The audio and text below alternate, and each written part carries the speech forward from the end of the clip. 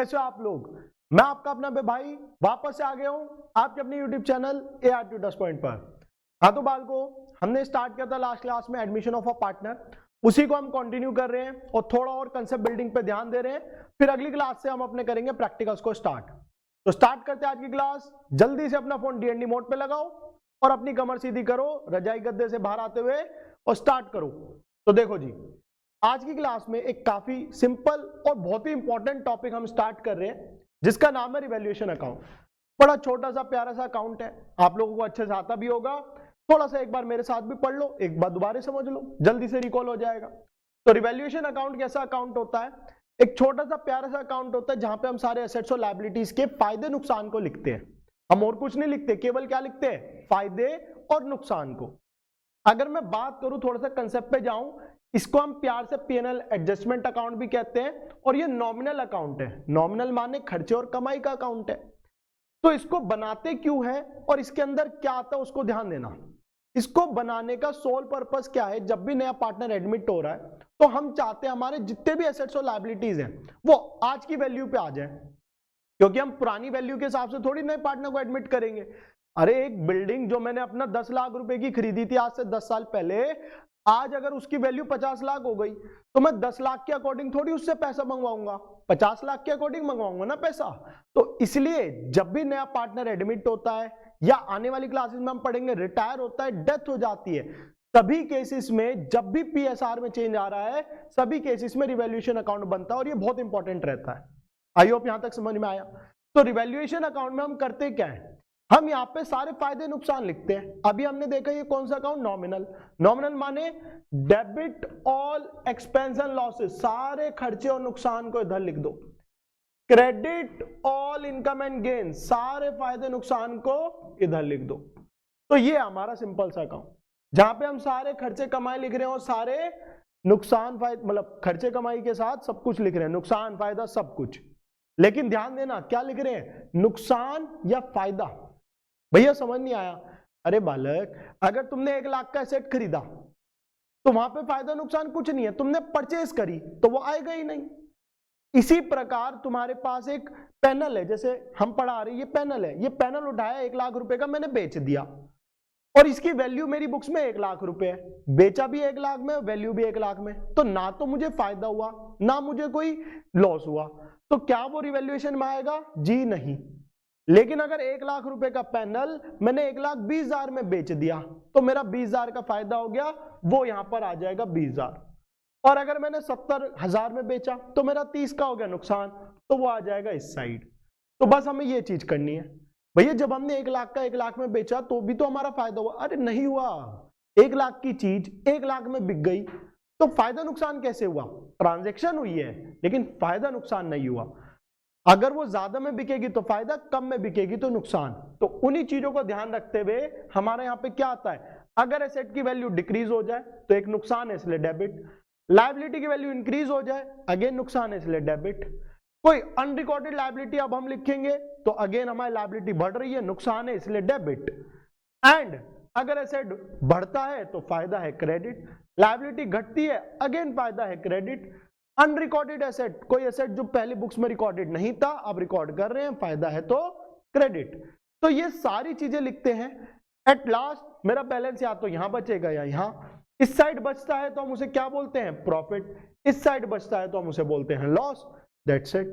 तो याद रखो, सारे नुकसान जब जब रोना पड़ रहा है इधर, और सारी खुशियां जब जब फायदा हो रहा है इधर। तो ये हमारा छोटा सा प्यारा सा रिवैल्यूएशन अकाउंट, जिसके अंदर हमने दोबारा इसको हम प्यार से P&L एडजस्टमेंट भी बोलते हैं, एक नॉमिनल अकाउंट है। अब यहाँ पे कुछ जरूरी बातें, जब हम रिवैल्यूएशन के क्वेश्चंस करेंगे और हमें ऐसा कुछ देखने को मिलता है तो हमें क्या करना होता है?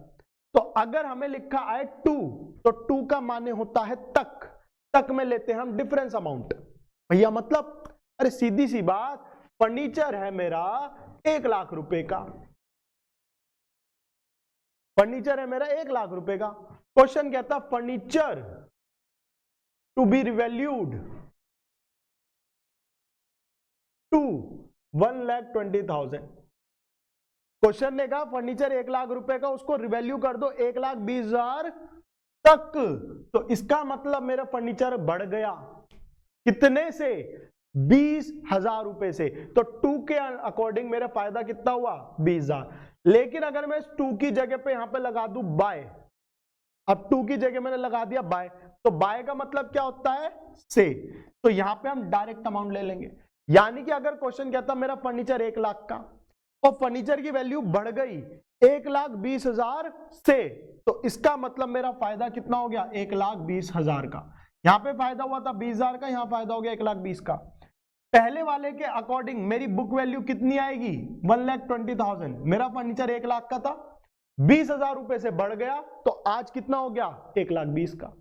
लेकिन सेकंड केस में मेरी बुक वैल्यू कितनी हो जाएगी फर्नीचर की? 1 लाख का फर्नीचर था, 1,20,000 से बढ़ गया, तो अब हो गया 2,20,000 रुपए का। तो ये चीज है।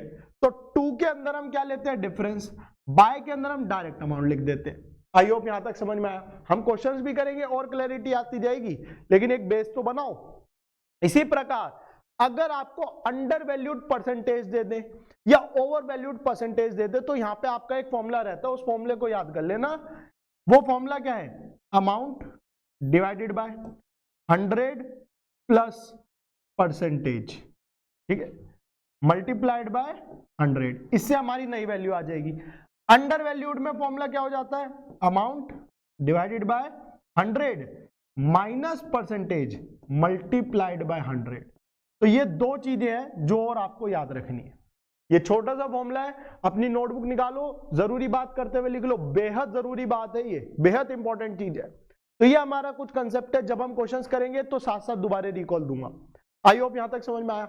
अब जल्दी से रिवैल्यूएशन को एकदम पक्का करना है ना, तो एंट्रीज पे आ जाते हैं। आज की क्लास सिर्फ कंसेप्चुअल है, नेक्स्ट क्लास में हम क्वेश्चन करेंगे रिवैल्यूएशन के, ठीक है।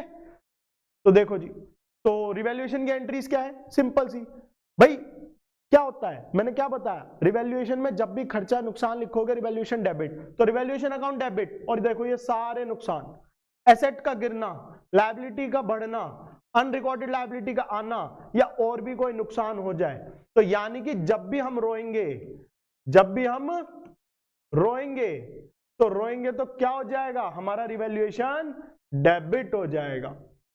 तो जब भी हम हंसेंगे तो रिवैल्यूएशन क्या हो जाएगा?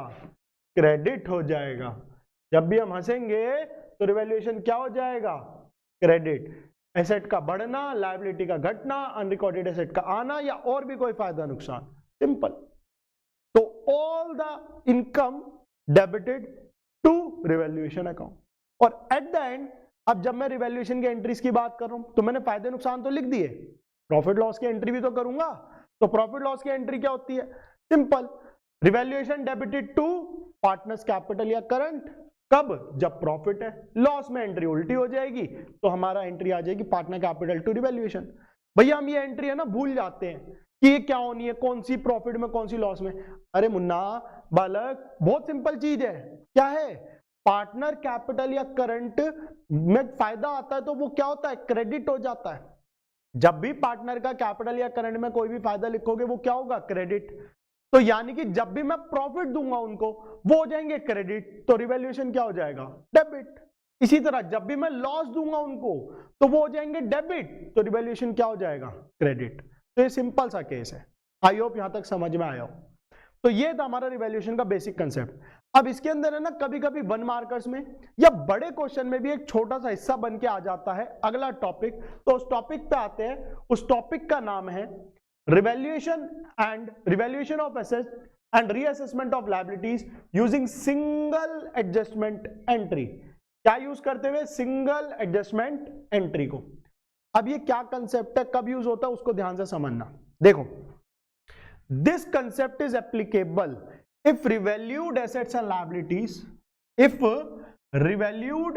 liabilities are to be retained in the books, that is continued in the reconstituted balance sheet at the end at their old values। भैया मतलब नहीं समझ आया? अरे सिंपल सी बात, अगर मैं नहीं चाहता कि मेरे जो एसेट और लायबिलिटी है वो नई वैल्यू पे शो हो, तब मैं इस चीज का सहारा लेता हूं। मैं नहीं चाहता कि मेरा जो फर्नीचर, जो मैंने अभी एग्जांपल लिया 1 लाख का 1,20,000 हो गया तो 1,20,000 पे दिखाऊं। मैं चाहता हूं 1 लाख पे दिखाता रहूं भाई, पुरानी वैल्यू पे दिखाता रहूं। मैं नहीं चाहता उसे चेंज करना। तो मैं इस एंट्री का सहारा लेता हूं, इस कंसेप्ट का सहारा लेता हूं। तो ध्यान से समझना यहां पे क्या होता है। तो यहां पे क्या होता है, मैं जितने भी फायदे नुकसान है उनको कलेक्टिव लेता हूं और नेट इफेक्ट निकाल देता हूं। मैंने क्या कहा, एसेट्स का बढ़ना या अनरिकॉर्डेड एसेट्स को प्लस कर दो, लायबिलिटीज का घटना अगेन एक फायदा है, प्लस कर दो, लायबिलिटी का बढ़ना या अनरिकॉर्डेड लायबिलिटी का लिखना नुकसान है, माइनस, और डिक्रीज इन एसेट्स अगेन नुकसान है, माइनस। ये सब कुछ कंसिडर करके इनकी वैल्यूज को कंसिडर करेंगे। वर्किंग नोट बनाऊंगा एक छोटा सा और इनकी वैल्यूज निकाल लूंगा। उसके बाद मेरे पास आ जाएगा नेट इफेक्ट। उस नेट इफेक्ट को यूज करते हुए मैं अपनी सिंपल सी एंट्री पास कर दूंगा, that is gaining partner to sacrificing partner. अगर मेरा प्रॉफिट है तो, लॉस है तो ये एंट्री रिवर्स हो जाएगी sacrificing partner to gaining partner में। आई होप थोड़ा थोड़ा समझ में आया। एक छोटा सा एग्जांपल लेके देखते हैं। मान लेते हैं मेरे पास जो एसेट्स हैं, जो चीजें हैं वो बढ़ रही हैं, घट रही हैं। तो भाई देखो सीधी सी बात है, मेरे पास फर्नीचर है वो 20,000 का फायदा दे गया, मेरे पास मशीनरी है वो मुझे 10,000 का फायदा दे गई, मेरे पास क्रेडिटर्स हैं वो मुझे नुकसान दे रहे हैं अपना क्या नाम, लेट्स से 15,000 का। ठीक है, ये सारी चीजें हमारी, ये सब करने के बाद मुझे क्या दिख रहा है, मेरा 15,000 का आ गया प्रॉफिट। तो ये तो हमारा रिवैल्यूएशन अकाउंट जैसा फॉर्मेट हो गया। लेकिन मैंने कहा मैं नहीं चाहता एसेट और लायबिलिटी को रिवैल्यू करना, मैं चाहता हूं पुरानी वैल्यू पे शो हो जाए। तो मैं क्या करूंगा, मैं कहूंगा जल्दी से यहां लिख दो, फर्नीचर का बढ़ना यानी कि फायदा, तो फायदा कितना हुआ 20,000, मशीनरी का बढ़ना एक और फायदा कितना हुआ 10,000, लायबिलिटी का बढ़ना, क्रेडिटर्स बढ़ रहे लायबिलिटी बढ़ रही है, क्या हुआ 15,000 का नुकसान। तो नेट ऑफ मेरा नुकसान वो फायदा कितना हुआ 15,000। तो मैं इस अमाउंट को यूज करूंगा और मैं एंट्री क्या कर दूंगा, gaining partner to sacrificing partner capital account, that's it.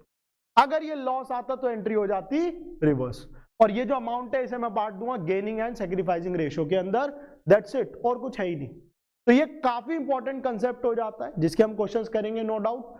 I hope यहां तक आपको थोड़ा थोड़ा समझ आया हो, क्लियर है। अगर कोई डाउट दिक्कत परेशानी है तो जल्दी से कमेंट कर दो, अगर दोबारा समझना है, दोबारा अच्छे से डेप्थ में जाना है तो बताना, लेकिन कमेंट करने से पहले एक बार अगली वीडियो जरूर देख लेना जहां पे रिवैल्यूएशन के हम क्वेश्चंस कर रहे हैं, क्योंकि हो सकता है क्वेश्चन करते करते आपके 99% दिक्कतें दूर ही हो जाए, 1% शायद कुछ रह जाए, तो वो मैं बैठा ही हूं।